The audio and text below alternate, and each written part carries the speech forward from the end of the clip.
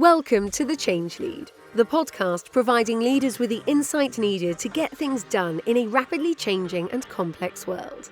Subscribe to this podcast so you don't miss an episode. Connect with our community of like-minded leaders on our website, thechangelead.com.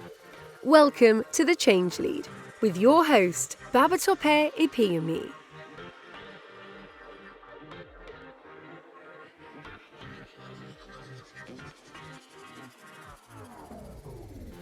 Hello and welcome. This is Babatope Ipinyomi from The Change Lead, and welcome to another episode of The Change Lead podcast.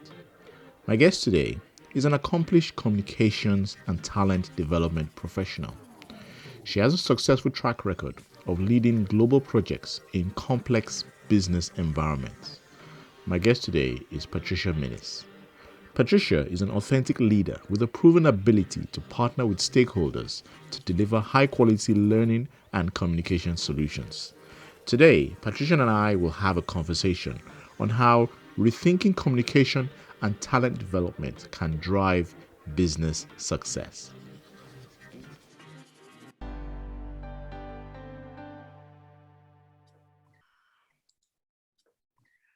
Hi, Patricia. Thank you very much for joining me today. I'm really looking forward to this conversation and welcome to the show. Thank you. Thank you so much. I'm really happy to be here. Perfect. Thanks. So today we'll be talking about the role of communication and talent development in ensuring business success. So if we start with just communication for a second, if we start with communication. Now, when businesses embark on very ambitious objectives, typically what we see is communication is never really top of the agenda. All right. So I think a good question would be, and based on your experience, why is communication so important to success? And why is it that in many cases it's being treated as an afterthought, even in large initiatives? Okay, so I'll kind of tackle the second part of the question first. I think, when people are or when groups or organizations are embarking on projects, they often think about what they consider are the big ticket items, first of all. So they're thinking, we need to get the right approvals, right buy-in, we need to get our budgets in place, we need to think about our resources, our timelines, what our key deliverables are. And then often things like communication and the people aspects, what they consider are the softer aspects, are kind of put to the side to be resolved or dealt with later, and sadly not considered in line and often then dealt with from a remedial aspect. It's so important because I think it really does drive or determine the success of any project. Product and service, whatever your deliverables are, because it helps you to convey what your key messages are. If you think about, what it is you're trying to kind of get across to your key stakeholders, then that's your communication. That's thinking about, how you're targeting them specifically. And if you've not thought that through up front when you're, itemizing your deliverables and thinking about what your, key success criteria is, then there's a lack of alignment. And unfortunately, you then sometimes see the kind of fallout of that later on. Yeah, indeed. It's almost like what you're describing is a bit like, how do I put it? Fish don't see water. Yeah. So the communication leaders, this is what they do. This is what they breathe. They almost need to do that to engage with all their stakeholders. But they're looking for the exceptions, not realizing that it's the communication that actually matters a lot. Absolutely. And a lot of time needs to kind of go into that too. It's not something that you can just quickly scribble down on a bit of paper. A lot of time, effort and thought, because it needs to almost be sewn into the whole project. It's part of the, it needs to be thought about holistically. And sadly, you see that sometimes. You see the effects of that sometimes much later on.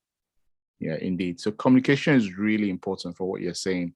I think the companies you worked with, so I think the companies you've supported primarily, financial service organizations, professional service organizations. When you worked with those organizations, I'm sure you would have seen effective communication approaches as well as ineffective communication approaches.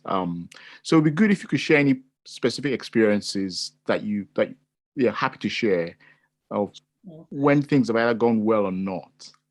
I'll think, vaguely enough so that the example kind of resonates with everybody. But if I think back to a project I was asked to support, it was of a facility services management platform, a new one that was being launched. We had lots of IT technical people on board. We had lots of facility services professionals on board, all very much targeting and making sure that this platform was a success, right? So I've come in much later. In much of the meetings and the conversations are about, the technological aspects. How are end users going to access these services? How are they going to find them? How can we make this seamless? All very important aspects. Eventually, I'm asked to give my take on, okay, so we're due to roll out this platform, shortly. What is your expectation or your recommendations on how we can ensure this is a success? So I've taken my time during this process to listen in, understand, make sure I had a good perspective from an end user of how this was going to work. And the kind of key faux pas was inconsistency. So we had IT technical professionals using one set of terminology. We had facility services professionals using a separate set of terminology. So from an end user, I was getting very mixed messages about how to access services, how to find them, what they would be called. On one aspect of the page, it might be called X. On another page, it might be called Y. So there was no seamlessness in terms of approach. It hadn't been thought out. So what I then, I guess, recommended was that we take a step back. Yes, we have end users, but we'll have different types of end users. We'll need people who just say want to report, the issue of the heating at their desk. But then we may have building managers who may have broader issues that need to be resolved, and they may require a different level of service, different level of contact, a different level of information. So therefore, we will need to kind of engage with them prior to the rollout of the launch of the product, for instance. And that kind of takes some time and some understanding. It helped, because there had been a few test runs, it helped to really, I guess, remedy the experience for the people at the end, the end users at the end, because the previous testing experiences had been very mixed in terms of how easy to use this platform was considered to be. And actually, from an end user perspective, we really had to break it down, even down to, the posters and signage around the building, so people knew if there was an issue how to access it. From the intranet, where do you access this platform? How can they find it? Does it make sense? How easy is it to click through? So it's a broader experience. It's a whole customer experience that you needed to be considered. But there was only focus on the product itself and not the avenues and how to find it. And that's where I guess I was able to support and help. Yeah, that's quite insightful that you're able to help and provide guidance there. I think I like what you mentioned in terms of the challenge with terminology being different within different areas of an organization. And I think that's a pattern I've seen in several places where the terminology being used by one area, be it the sales, business development, is different from the technology team. And it actually gets a little bit more interesting where a lot of solutions we have today are cross-company. So you have 3-4 companies working together, collaborating to create a solution. It might be a network platform, and different companies have different terminologies for the same thing. So it is quite important that we figure out communication, ensure that everybody's speaking the same language. And I think a lot of what you're doing there is bringing the voice of the end user, from what I'm hearing, into that process, which is quite critical in communication. You always need to think about the end user.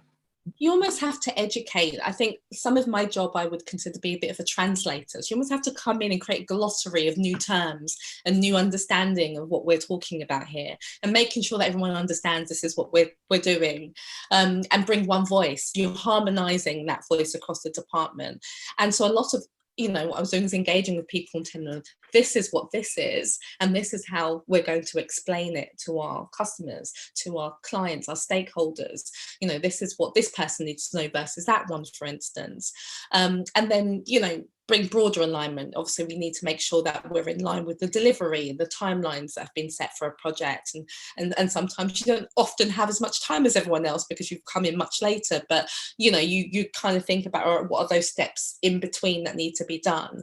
And that can include your things like, sign-offs to make sure that different levels of communications have been signed off appropriately, preparation of the materials, because each stakeholder group will require completely different things. Your COOs, for instance, will want to know much more about, okay, what's the approach for this project? What's the timeline? What's the cost to me? What's, the people impact? They're going to want to know a completely different level of information to your genuine regular customer or end user. So you really do need to take some thought to think about that. Indeed. Thanks. If we switch gears and focus on talent for a second. So we've been looking at communication so far. So we switch to talent. Now, in any organization, the approach business leaders take to talent development will have a big impact on how talent development is approached just generally in that organization. So given your experience, you've had the opportunity of building and creating development programs for pretty large organizations as well. What advice would you give leaders who are ultimately accountable for creating and developing developing talent in their organizations, and also individuals as well? What advice would you give to individuals who need to develop themselves and make sure that they remain relevant? I think there's some similarities, some crossovers. So I think the big difference now that a lot of organisations are really beginning to understand is that, individuals expect there to be an alignment between their own personal values and that of the organisation values. They expect there to be some kind of shared, common understanding, and therefore things that wouldn't traditionally be considered part of a talent programme and now very important. The wider kind of perspective of what that organization does. So things such as sustainability and, what kind of products the business does, how ethical they are, diversity. They really want to understand, how I relate and what are the values of this organization and how do they relate back to me. So I think what I've seen, particularly over leadership programs that I've worked on more recently, is more effort to make that alignment between the two, so people can really feel that they have shared values with the organisations that they work for. I think, from an individual perspective, the world is changing all of the time. So we can no longer just kind of sit on our pedestals and not kind of branch out and broaden our skills and our experiences. I think the days of this kind of lateral career ladder have kind of gone, and everyone's expected to have more breadth of knowledge and to have a wider understanding of how things work. So I think it's continuously considering learning as a cycle. It doesn't end, there's always something new to kind of build your understanding about and engage with. And we're very lucky in this day and age that we have, consistent access to digital learning and platforms and individuals like yourself where we can engage and discuss and share knowledge. You don't necessarily have to just go on a course or, pick up a book. You can, share your knowledge with individuals in very different ways. And I think it's that effort to continuously share and engage and not be kind of stuck in your own silo that will enable you to continue to flex and be more prepared for the skills that are required for the future. Yeah, insightful. I think I like that. It's a cycle, isn't it? Learning is a cycle. Learning is lifelong. So we need to focus on lifelong learning to be continuously relevant, continuously successful. We just stick it to the concept of talent and skills. I just want to reference some stats I got from McKinsey. So McKinsey in 2019, so 2019 is this just before the COVID-19 crisis hit, they reported that 9 in 10 of leaders surveyed reported a skills gap. Either they were already experiencing a skills gap in their organizations, or within the next 5 years, they expect to face a skills gap in their organizations. So that's a pretty high ratio. 9 in 10 people who run organizations are saying there's a skills gap either now or in the near future. So globally, we see this skills gap. How can companies remain competitive? Just extending on what you just described, how can companies remain competitive in the context of a skills gap that we have today? I think there's kind of two aspects of it. So I think from a people perspective, I think, there needs to be maybe slight change of approach in terms of how we build the skills of the individuals that we have within the organisation, and also the talent that we attract. I think, you know, the traditional ways are great, right, bringing in graduates, etc. But I think, you know, other ways have proven to also be very successful. So, you know, return to work programs, for instance, for maybe women who've been out of the workplace for some time, or, you know, disabled people who've maybe not been in the workplace for some time. You know, they have valuable skills to enable them to bring these people back into the workplace. Apprenticeships, you know, have never necessarily been the kind of traditional way of bringing people into financial services, professional services, but have proven actually to be much more successful if we target people, you know, much earlier in their educational career. We're now finding that we can help mold and build skills in a different way. So I think it's a slightly different approach to talent certainly will help. I think it's also making learning much more accessible. So within organisations, obviously we have our traditional ways of learning, our courses, or e-learning, all these kinds of things. But you'll see also now that there is a much more emphasis on digital learning. So you'll see platforms like Decreed popping up, which encourage people to share information and having kind of learning pathways that people can actively engage in and kind of build their skill on a more kind of holistic way, you know, on the job, you know, in their own spare time, etc. I think the way that learning is, how you're engaging with learning is change, and that's enabling people to really get a broader mindset. Then I think on the other side, I think there's a change in digital in terms of how organisations are working. You know, things like machine learning coming in is affecting the way that organisations are providing their products and how they're, you know, developing solutions for their end users and their stakeholders. I think there needs to be much more emphasis on, you know, new technologies that are coming in to maybe fill some of those skill gaps. And obviously we'd need to think about, you know, retaining a workforce, but I think, you know, technology is really making a real difference there, particularly in financial services, in terms of some of the products and taking away some of the risk and some of the, you know, access to products and services that businesses are offering to their end users or their clients. I also think the type of skills that are needed for the future may be slightly different. So I recently worked with an organisation who are building out a future skills curriculum, and a lot of the skills within that are obviously technical, but there's also more emphasis on some of the softer skills, like, you know, customer engagement, ensuring that customer experience is more, I mean, we spoke about this from a communications perspective, ensuring that, you know, that we all have a kind of genuine understanding of what a customer experience should be, you know, having empathy for our colleagues and our clients, you know, what do they expect to see, owning those experiences, so taking more accountability and ownership for the services that we provide as individuals as well as organisations, you know, and I think the kind of that slightly change will enable us to kind of be a little bit more flexible, a bit more agile in our thinking about how we grow skill in, you know, tandem with the kind of digital aspects that I've spoken about. Insightful. So it's clear that businesses really need a fresh approach, a new perspective, looking at talent. And I don't see what you've described is almost, yes, this is what businesses need to do. The follow-up question I have there is, how easy is it for businesses to do this? Are you seeing pushback in terms of taking a new approach? Are businesses so wedded to legacy processes that they're not thinking about it? Because it makes sense, but I'm not seeing enough action in this line of talent development. So I don't know what your thoughts are in that space.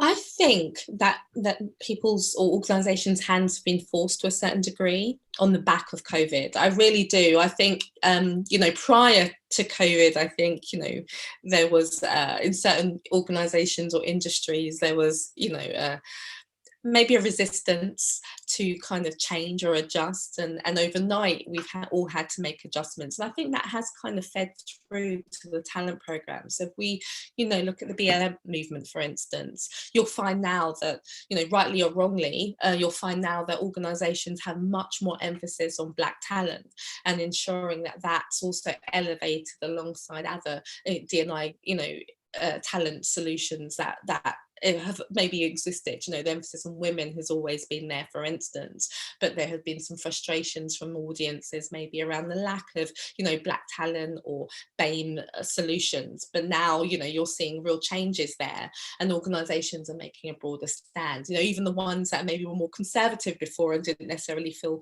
ready to do that, you're seeing that everyone's much more open.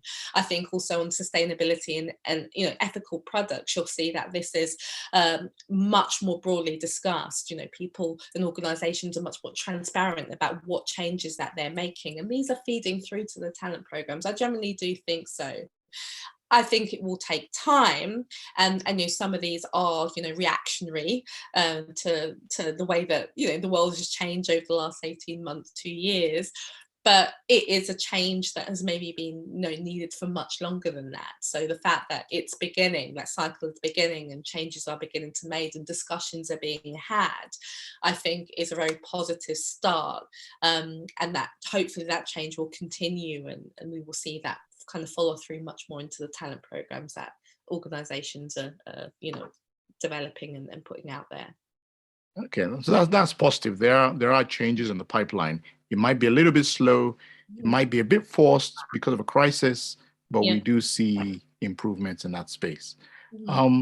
If I turn attention to the work you do with businesses, with organizations for a second.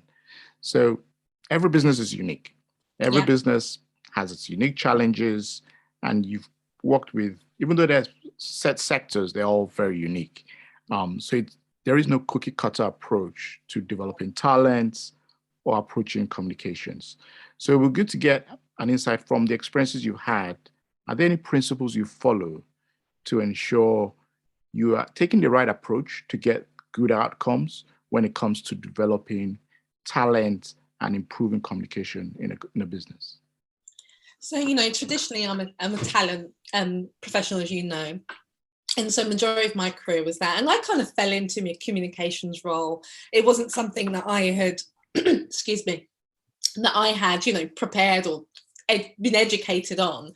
But I think what really aided me was having a fresh perspective, and actually also maybe having that talent background, because we take a training needs or learning needs analysis approach that actually is very similar to the approach that I've used for communication and proven to be successful.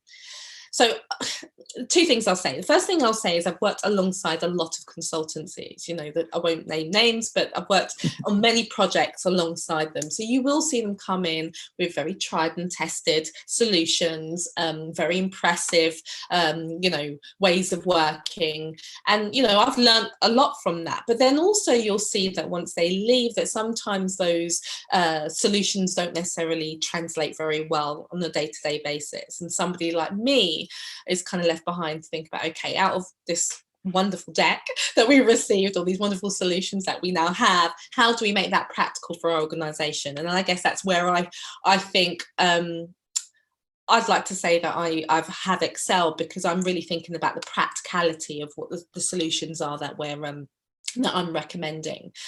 In terms of the alignment between communications and learning or talent, I would say there's lots of crossover there that I've applied, and maybe that's why it's worked quite well for me. So I think initially you need to think about, what are the outcomes or the business outcomes or the project outcomes, whatever it is that you're looking at, and think about that from a short on the long-term perspective. So you need to really educate yourself. You can, in most instances with communication, I've started from a blank piece of paper, because I really have taken the time to really learn and understand, and maybe from a talent perspective too, really what is the kind of status quo, where are we trying to go? And then I think it's really about, taking the time to think about, okay, so who are the people that we're targeting? Who are the stakeholders? Who are the, the learners? What are their needs and their behaviours that we're trying to, either communicate a message, convey a message to, or what are the learning needs that we're trying to adjust? What are the mindset changes we're trying to make there? And then you will look at the status quo versus where you need to be, and that's where the solutions become possible, because you can then think about, from a communications perspective, what are the integrated messages that we want to send to those particular groups that align to our long-term and short-term needs, and where do we need to go, what's appropriate for each of the audiences that we've identified. Same from the learning perspective, talent perspective, we're really thinking about, okay, what are the behaviours we're looking to adjust? Who are these groups that we're targeting? What are their specific needs? And again, aligning solutions and mediums that will work appropriately. So there's actually quite a lot of crossover. And I think that's why they work hand in hand. And when I've worked on projects or, work streams where I've taken care of both, there always seems to be a very kind of nice alignment between them both, and I think just looking at it from that perspective, from a kind of high level perspective, I think has generally does work very well for me. Just simplify it. Insightful. Sorry, I was going to just add that I think on the communication side, the goal is really to get your one voice, make sure that your messages are clear and they are aligned, so that regardless of who you're sending it to, that you're kind of always landing on the same central message.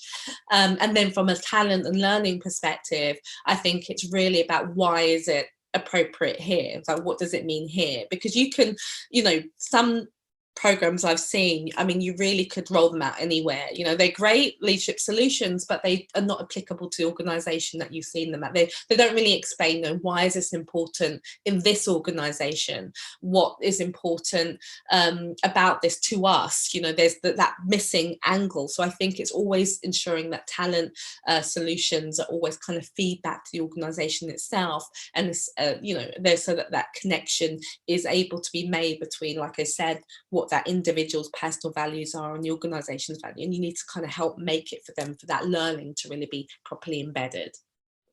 Insightful. So really, I think what you're saying, whatever solution you're proposing needs to match the context. Absolutely. So really needs to match the context. You can't solve an imaginary problem. You need to understand the context and make sure you're solving for that particular challenge.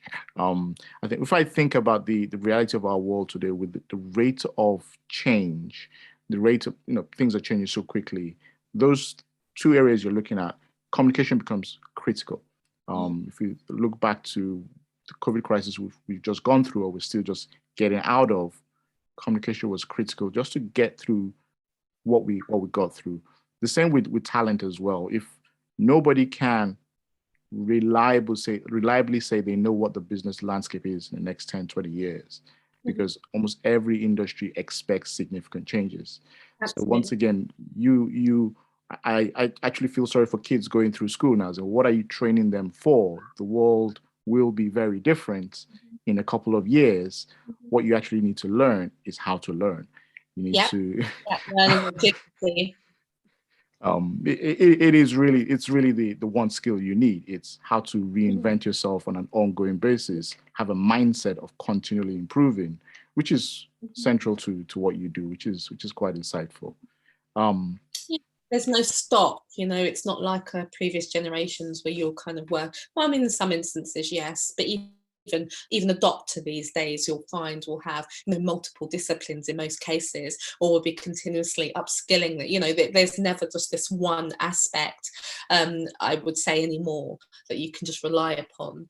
And I think again, COVID has shown that as far as teachers, everyone's had to jump online, become digitally adverse as well. They can't just focus on being classroom based. We've all had to make changes. Yeah, that's very good. I think, and that example, I'd like to expand on it because it's quite important. A lot of business leaders, they became business leaders. They were able to motivate their teams in person. They have a massive town hall. This is what they were trained for, skilled for, communicating in person to an audience of 1,000 people. All of a sudden, they're in front of a screen, and they need to reskill themselves to express that same enthusiasm, that same motivation in a completely different context. They need to understand, make sure your mic's working, know when to go off mute. They seem ridiculous things, but we've seen CEOs struggle to motivate their organizations because they've all of a sudden been unable to reskill themselves to a new context. So there's a whole resistance, when I've worked alongside department or division heads, and you normally have a team. You have a team there to support them, someone to test the mic for them, and obviously these things have had to change because we've not been able to operate in that way, and we've had to rely on individuals to kind of adjust and upskill and take more ownership and accountability for what's happening next. So I think, yeah, we've all been impacted in some way. Even me, Teams was not my forte. Zoom I've always used, but I've had to make sure that I'm upskilled across all platforms so that I could operate effectively. And do delivery. But delivery, I was always kind of, prided myself to be like a program manager, somebody who kind of came in, or a consultant who came in and supported organizations or divisions to do what they needed to do around talent or comms. And for the pandemic, I've been doing lots of delivery. So we've all had to, make adjustments around in order to be able to service and survive. Yeah. If I move to, so in any context I work in, I always look for leading and lagging indicators. All right. Mm-hmm. So leading indicators, these are things that allow you to preemptively make decisions. So these are indicators that allow you to, before something goes bad, something goes completely wrong, you can measure them and adjust early. Okay. So leading indicators are quite critical to what I do and the way I approach a lot of things. And I'd like to get your take on and relating that to communication in particular. All right. Yeah. So in communication, are there leading indicators that leaders can monitor, can track to figure out, is communication going well in this organization or not? You could call them warning signals or warning signs that you can look out for to say, are things going well when it comes to communication in this, either it's a business or it's a department, a unit, or a project? Oh, absolutely. I think one of the biggest lessons I learned around communications, if you don't communicate well or you don't convey a message correctly, then people will create their own truths. So if you've not conveyed a message, and you'll find this particularly over people transformation projects, and I've seen it go wrong many a time, is where you've not been specifically clear about, what the outcome of a certain piece of or aspect of a project is going to be. So, people know their job's going to be safe. Is this department going to change? What's going to happen? If you've not been clear about the timelines and what you do know and what you don't, and you've been very vague, you'll soon find that the word on the street will be very, very different. Then you'll find out people's jobs are going, or they're going to be, and it's not necessarily true. So I think you need to be equally clear about what you do know in those kind of cycles and about what you don't yet know. And that's probably one of the biggest lessons that I learned. And for those, the people transformations are probably the most complex because there are so many levels to it. Obviously, you need to think about the individuals that may be impacted themselves. You need to think about if you're making changes. So I've seen where we've done outsourced projects where you're TPing people outside of an organization, you're retaining staff so that they have two different truths that you need to kind of talk to. Your line managers, because they're the gateway to success in most instances. So how they speak to their people and what they say, you have to be very clear about what they can and they can't say. Obviously, HR guidance, legal, labour council, it's endless. It can even come down to a certain word you've used on the PowerPoint presentation. If you're not clear and not precise, and you've not conveyed or checked or syndicated your information correctly, then somebody's going to find a new truth in what you're trying to create. I think that's one aspect. I think just like every other project, though, I think it's important to test communication. So you and I kind of met from an IT perspective, and I would say that, just as you're kind of testing other aspects of a project, you should also test your communications. It doesn't need to be as formal necessarily as a kind of group where you're getting people to look at them, but I think to do early testing to see if it makes sense to somebody who's maybe not so aligned to the project or aligned to an organization, to ensure that they're getting the same understanding as you.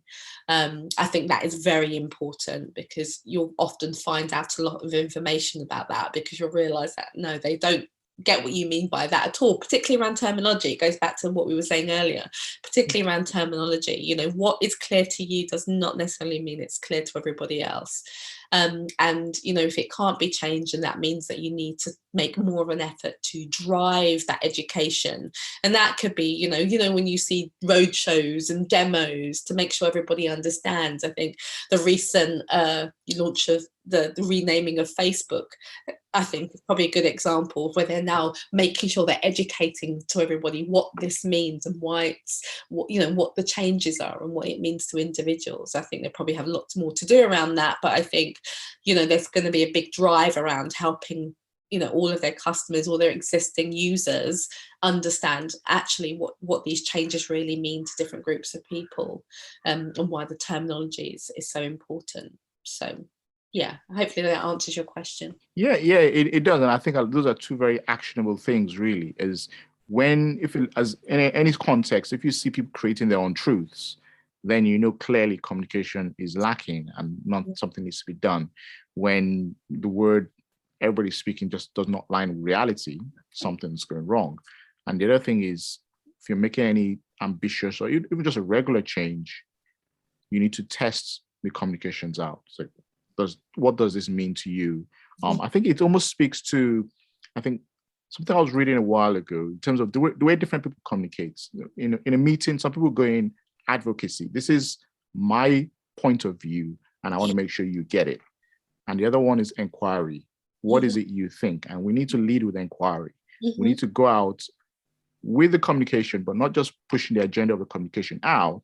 Which is, if you see this, what does this mean to you? Absolutely. It's a completely different It will mindset. tell you everything that you really want to know. So you really do need to ask the right questions. And I would say that's part of that, you know, that needs to never assume that you've automatically got it right. You can't, like you said, you can't kind of go in and kind of push it on somebody. You really need to kind of try and test it and get, you know, that feedback, get that support, because there might be better ways to do it. And I think that is the most important part of communication, is that you need to be prepared to adjust or to make changes. And the best way to learn sometimes, unfortunately, is if something doesn't quite go right or doesn't quite land in the right way. Because then the next time you do it, you have almost a better rationale or a better understanding, because you receive this feedback and you've adjusted. And actually people really like that, because they can see that you're actively making an effort to make an adjustment. So you have to be prepared to change. Yeah, I like that. You have to be prepared to change. Yeah. I think this has been really brilliant, fascinating conversation. I think in closing, before we close, I think it'll be good for you, to our audience, to get to know you better. It'd be good to share a little bit about you, you know, what you're doing right now, how people can contact you, and if there are any final words you want to share on communication and talent development, that'll be brilliant as well. Okay, thank you. Well, it has been a pleasure for me too. You can probably, the easiest place to find me is on LinkedIn, to be honest. I guess I'm out here really just trying to help organisations, you know, improve their processes, improve the way that they're delivering in terms of communications and talent, and really think about it in a practical, you know, common sense kind of approach and manner. I am working on a variety of different things at the moment. So there's lots of delivery, some D&I solutions that I've been doing as well, particularly around individuals who have disabilities or long-term health issues, really helping them to build confidence and think about career development in a different way. You know, quite a bit of content development at the moment as well. So I think, you know, happy for people to reach out and have a conversation, even if it's just to have insight like this. I've really enjoyed sharing, you know, some of my own experiences and having this discussion. Yeah, I'm really enjoyed it. In terms of final words, I guess I think I would just encourage organisations or individuals to really just, I guess, think about it. Lead with the communication and the talent. Think about those things if possible up front, alongside the other big ticket aspects, because people are at the heart of it. You know, it will enable you to really have a clearer vision because you're aligned from the beginning rather than having that remedial approach. And there's a lot of crossover between the two. So even where you have a very established talent structure and talent program, are there opportunities, I guess, to really be aligned better around the talent? I think sometimes as HR people, we can sometimes not also be as clear as we can around, what we're hoping for individuals to get out of a program. And some of that comes down to how we communicate it and what we're expecting individuals to see, managing those expectations. And yeah, like I said, be prepared to change, be prepared to adjust, and be open. So thank you. Cool. Thank you so much. I think I like those final words. Be prepared to change. Be open to change. Yeah. Patricia, thank you very much. Thank you. This has been a brilliant conversation. Very insightful. I've learned a lot. And I'll put in the show notes. I'll make sure that your contact details on LinkedIn are there as well, so people can reach out to you. Thank you so much for your time. Thank you. Thank you. Thank you for inviting me. It's been a pleasure. Would you like to learn more about rethinking communication and talent development? Would you like to join in the conversation on how rethinking communication and talent development can drive business success? Connect with a community of like-minded leaders on our website, thechangelead.com. When you visit our site, click Join to join the community. Check out the show notes for details on how you can contact Patricia. Also, please don't forget to like, comment, review, and subscribe. Thank you very much for tuning in. Have a great week and see you next time.